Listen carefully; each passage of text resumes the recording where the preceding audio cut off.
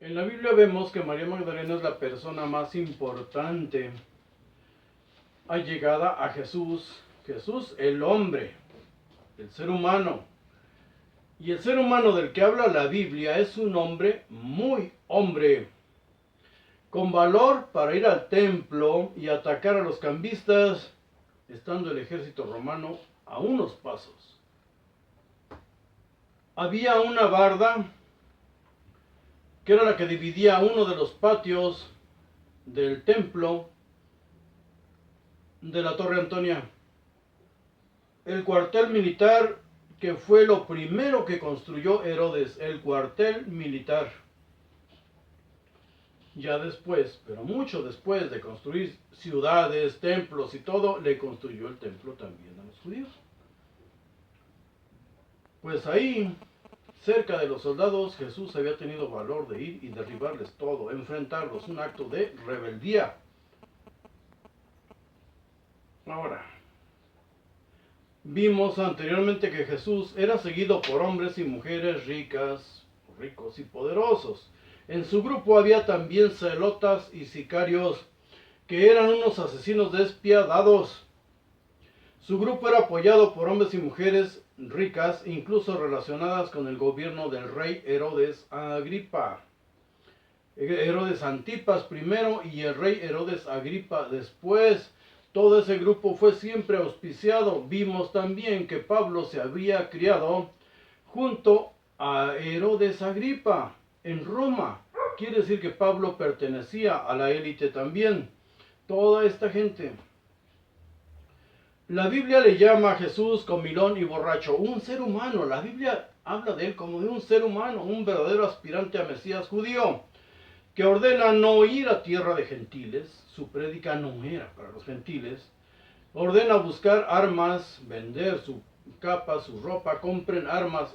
Armas era lo que él necesitaba.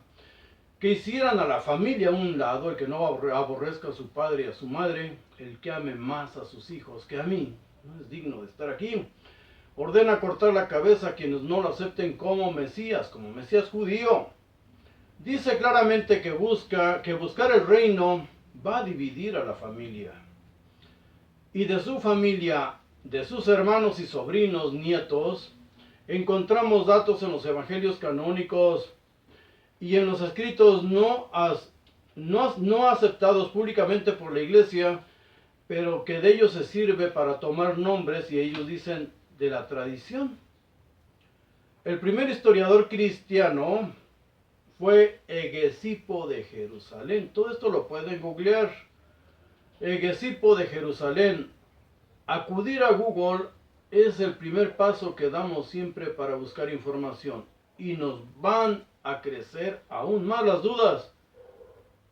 Y entonces empezamos a buscar en libros y libros y libros.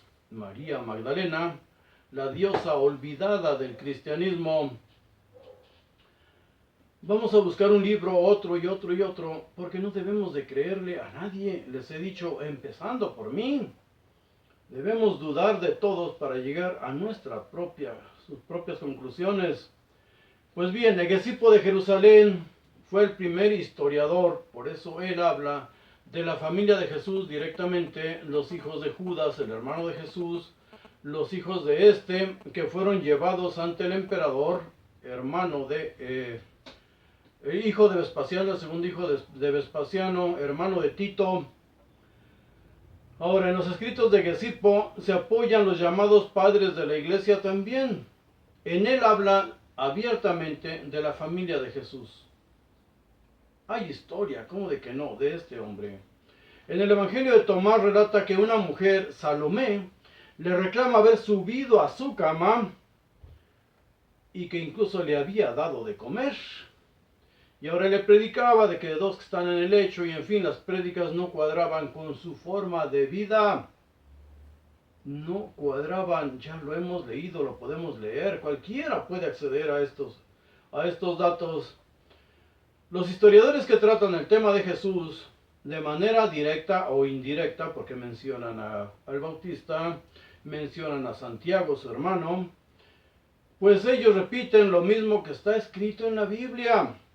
Fue ejecutado Jesús en tiempos del emperador Tiberio, siendo prefecto gobernador de Judea Poncio Pilatos. En esa época se le llamaba prefectos, hasta a partir del año 41 ya se le llamó gobernadores de Judea. Jesús fue ejecutado por sedicioso. La sentencia está escrita en la cruz. Todos los evangelistas la leen, porque supuestamente está escrito en la cruz.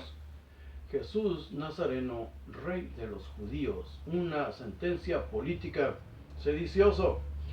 Historiadores y Biblia hablan de un hombre predicar del fin de los tiempos y hacer maravillas. Era lo mismo que predicaban otros líderes de su tiempo. La escatología. Ellos predicaban, nomás que a los otros los seguían por miles y miles. A Jesús nadie.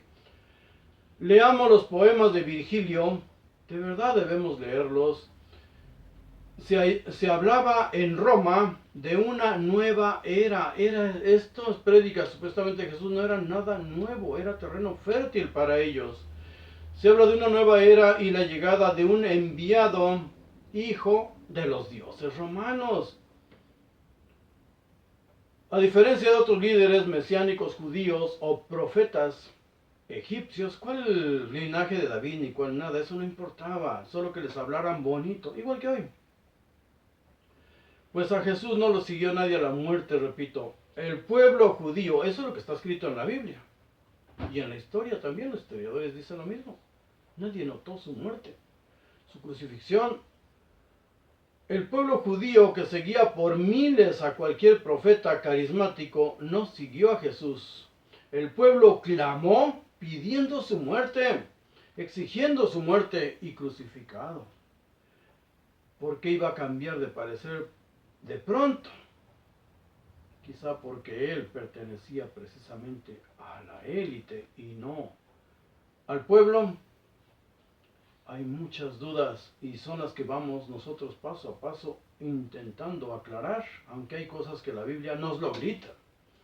Según la Biblia fue ejecutado junto a otros dos latroni, sediciosos, no ladrones como nosotros lo entendemos hoy. Pero según el cristianismo, él fue asesinado sin que nadie lo siguiera. Todos huyeron, dice la misma Biblia, todos huyeron. Incluso un niño desnudo que estaba entre ellos, y eso lo vemos en el Evangelio de Marcos. Un niño encueradito ahí, ¿qué hacía? Leyendo sin doctrina, los relatos hablan de un hombre con hábitos y creencias acordes a su tiempo, a su religión y a su nación, un nacionalista. Él predicó judaísmo, vivió judaísmo, murió judío. Un hombre así, ¿por qué no habría de tener una compañera o varios? Era la costumbre judía. O varias, perdón, ya me fui de más. Una compañera o varias, como todo judío de su tiempo. ¿Por qué no? Pablo en sus disputas con los apóstoles habla de su tradición y costumbres con las mujeres. San Pablo. En 1 Corintios 9:5 está reclamando él, peleando por envidia con los demás, dice, no tenemos potestad de traer con nosotros una hermana por mujer.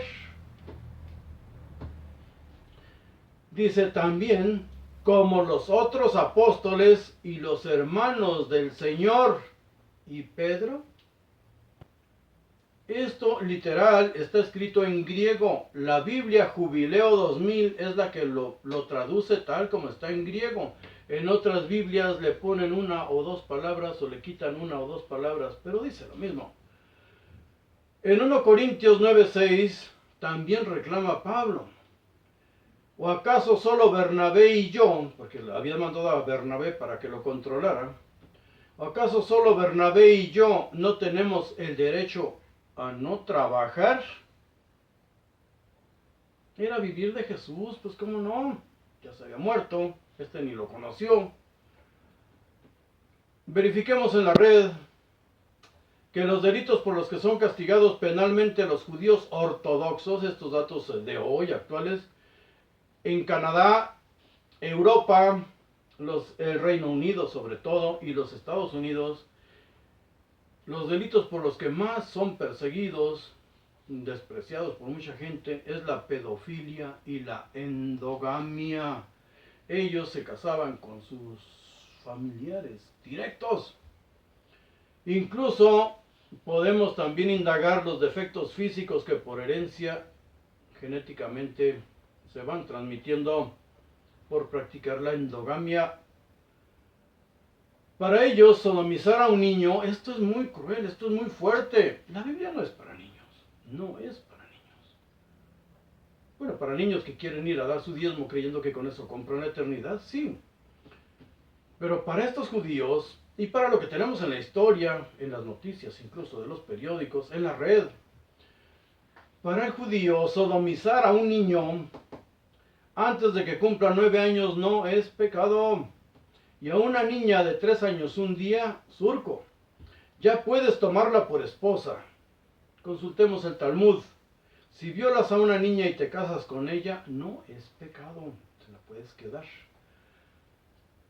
¿Qué dicen de María Magdalena los evangelios apócrifos? Ya vimos lo que dice de ella la Biblia.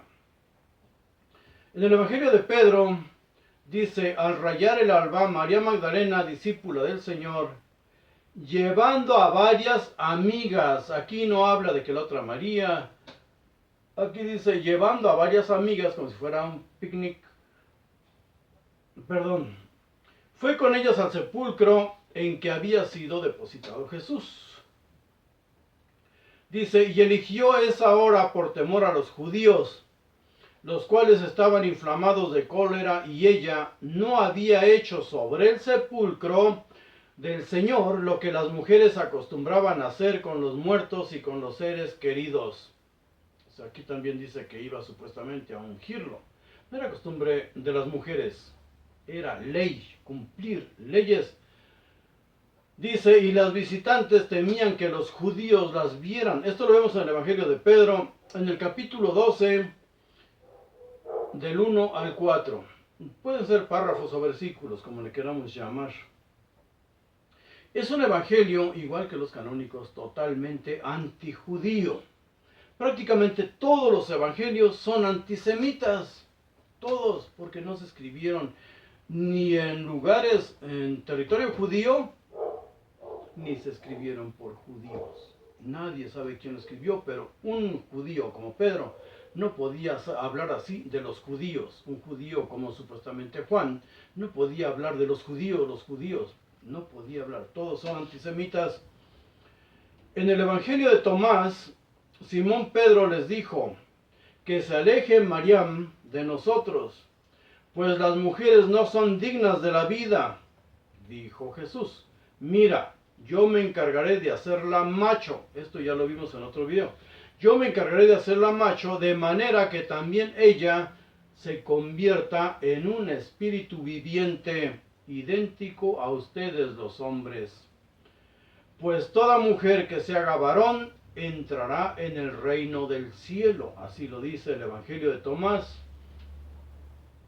Ojo, aquí se cree que Miriam o Mariam se refiere a María Magdalena, porque no dice literal María Magdalena. Aquí Tomás cambia totalmente, no sabe quién escribió primero, cambia totalmente lo que había dicho Pablo en contra de las mujeres en Romanos 1, 26 y 27. ¿Qué dice Pablo? Dice, Dios los entregó a pasiones vergonzosas, pues aún sus mujeres cambiaron el uso natural por el que es contra la naturaleza, y de igual modo también los hombres, dejando el uso natural de la mujer, se encendieron en su lascivia unos con otros, cometiendo hechos vergonzosos, hombres con hombres, y recibiendo en sí mismos la retribución debida a su extravío. Eso escribe Pablo de estas personas que él trataba, con las que él convivía, pero los otros decían que en tiempo de guerra, pues, algunos llaman a María Magdalena pecadora, pero no pecó contra Jesús o contra sus seguidores. No hay ningún dato de que ella hubiera actuado contra ellos, y menos contra Jesús. En Lucas 7:47 Dice, Jesús la perdonó porque ha amado mucho. Era más que pecadora, era amadora. Amaba mucho. ¿A quién? ¿A quién amaba mucho? ¿Cuál fue su pecado? En Juan 8, del 1 al 11, viene un relato, dice, llevan los escribas y fariseos ante Jesús a una mujer sorprendida en el acto mismo de adulterio. Y le dicen a Jesús, en la ley nos mandó Moisés apedrear a tales mujeres. Analicemos. Primero, no dice el nombre de la mujer. Segundo, la ley no es de Moisés. La escribió Dios rasguñando con sus dedos, rasguñando las piedras. A Moisés le entregó las tablas. No se las dictó, se las entregó. Para cumplimiento, no para un debate, o sea, no para que estuvieras, ¿lo hago o no lo hago? Preguntando, ¿tú qué opinas? Por favor. En caso de delitos juzgados por la ley judía, no son los fariseos rabí los que pueden decidir, sino el Sanedrín, los sacerdotes saduceos. Y en casos de delito que no requiriera juicio por ser sorprendido en el acto, se procede en el acto, así lo marca la ley. No había necesidad de testigos ni de juicio. Aún suponiendo que le hubieran llevado a la mujer para probarlo, para ver qué decía, a ver qué hubiera decidido Jesús si hubiera sido parte del Sanedrín, no estaban ellos en facultad de dejar a esa mujer con vida. Tenía que ser apedreada inmediatamente. Entre los fariseos y entre la gente de Jesús había celotas, hombres despiadados que teniendo un arma en la mano y un motivo en su ley, no se detenían ante nada. No castigar un delito te hace cómplice ayer y hoy, y permite que el perpetrador siga en lo mismo y se burle de las leyes. Ni Jesús ni los demás estaban en facultad de dejar a esa mujer libre. Este relato es totalmente falso. En algunos países musulmanes se sigue matando a las mujeres de la misma manera y por el mismo delito. No en todos, pero en algunos más salvajes, más radicales, más apegados al Antiguo Testamento, sí.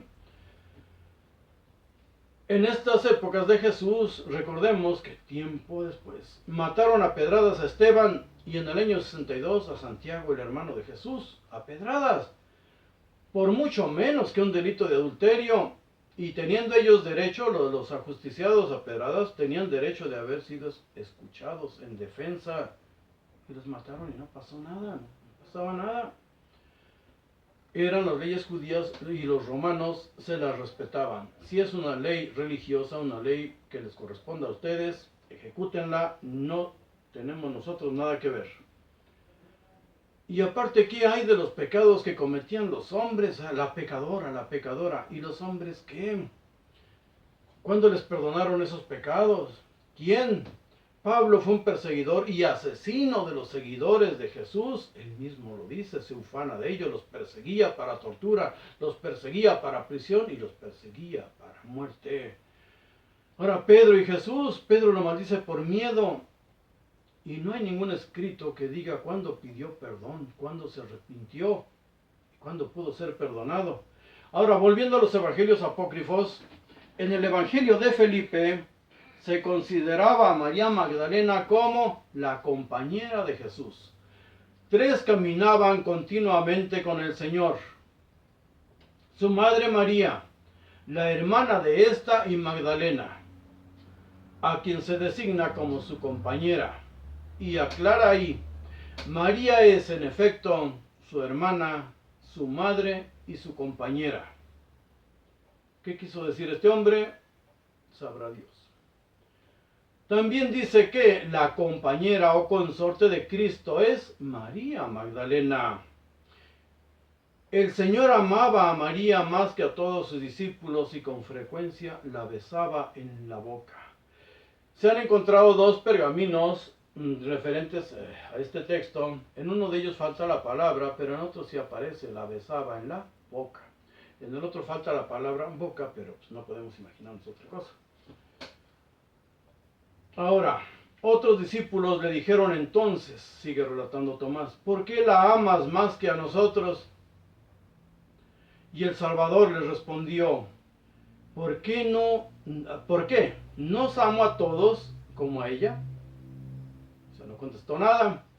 En el Evangelio de María Magdalena, Pedro le dijo a María, hermana, no sabíamos que el Salvador te amaba más que a las otras mujeres. Aquí no dice que la amara más que a los discípulos varones.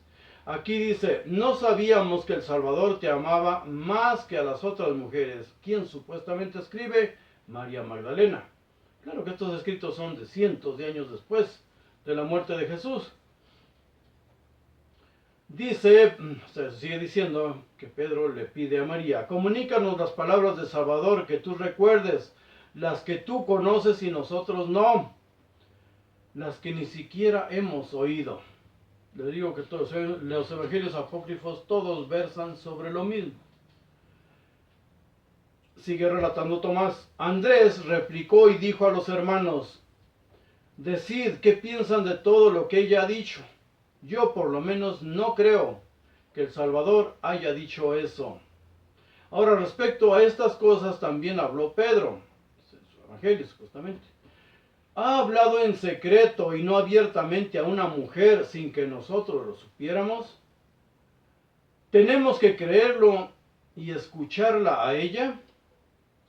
¿Quizá él la ha preferido que a nosotros? Leví le respondió, si el Salvador la ha hecho digna, ¿quién eres tú para rechazarla? No hay duda, el Salvador la conoce bien, por eso la amaba más que a nosotros. En el año 300, un monje, Paolino D'Anola, este monje escribió, bienaventurada ella que probó a Cristo en la carne y recibió el cuerpo de Cristo en la realidad física. Bienaventurada ella que mereció ser presentada con esta imagen como símbolo de la iglesia, María Magdalena. Pero las verdaderas claves de la relación de María Magdalena y Jesús están en los evangelios canónicos. Si los leemos sin que nadie nos estorbe, si sabemos leer, no necesitamos que nadie nos explique lo que está escrito. No necesitamos que nos lo expliquen.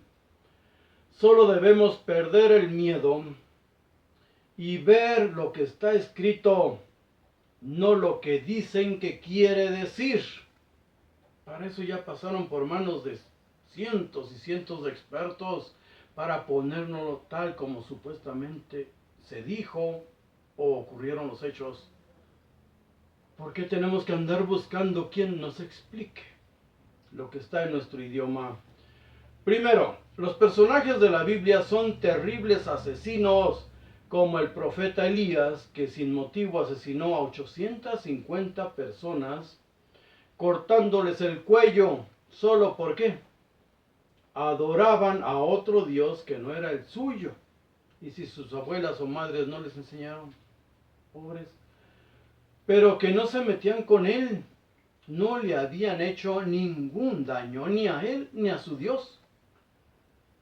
Segundo, el ser más inmoral y depravado que encontramos en las leyendas, los mitos, la historia y la misma Biblia es el rey David. Y dos religiones, el judaísmo y el cristianismo, pretenden que siga reinando a través de su supuesta descendencia. Tercer punto, lo que llaman Dios es un ser espantoso y terrible que atormentaba a sus mismos profetas como Isaías, a quien trajo desnudo por las calles, y todavía dice el libro literal, con las nalgas al aire. Obligaba a su profeta a comer excremento, solo para que viera lo que supuestamente le esperaba a quienes él iba a castigar por seguir con otros dioses. Un ser irracional, este Dios, que entregó a su propio Hijo a su pueblo, sabiendo, pues es Dios, que lo iban a despreciar, lo iban a humillar, lo iban a torturar y asesinar. Porque el Señor, sin sangre de por medio, no sabe perdonar. Dice Pablito, sin sangre no hay remisión de los pecados. Cuarto punto. El lenguaje usado en la Biblia es continuamente soez, vulgar y obsceno. Un pasaje. Te vas con tus amantes los asirios que tienen el pene como de burro y los testículos como de caballos. O basta con leer, y ya lo analicé, el Cantar de los Cantares en hebreo. Es sexo oral por demás explícito. O leer acerca del nacimiento de Sansón, cuando el ángel, el mensajero, el malaj, le anuncia a la esposa de Manoa. Dice claramente, ella le está relatando su aventura con el ángel a su esposo. Y cuando toca este tema dice, lavó Elisha, vino en mí. Entonces, este tipo de literatura debemos entenderla cuando usa estos ejemplos esclarecedores. Y uno de ellos es referente al pelo, ya sean los genitales, eufemísticamente se les llama los pies, o en la cabeza. Dos evangelistas dicen que la mujer pecadora ungió a Jesús con perfume en su cabeza. Otros dos los contradicen y dicen que fue en los pies y que los secó con su cabello. Una mujer solo se soltaba el pelo ante su esposo y en su casa. Este relato fuera de tiempo y forma nos quiere decir algo, nos está gritando algo. El significado de las palabras se lo da su contexto en todos los idiomas. Cuando en la Biblia aparece la palabra pies, puede referirse a los pies realmente o a los genitales, depende del contexto, depende de lo que esté hablando. Cuando Jehová dice, voy por los asirios para castigarte a su pueblo, y es cuando trae al rey asirio que el pueblo lo ve y dice, Emanuel, Emanuel, o sea, Dios viene con ese pueblo castigador, los asirios, Dios con él. Y ahí dice textualmente, Jehová supuestamente, usaré una navaja alquilada para rasurarte la cabeza, la barba y los pies, hasta que se corte solo.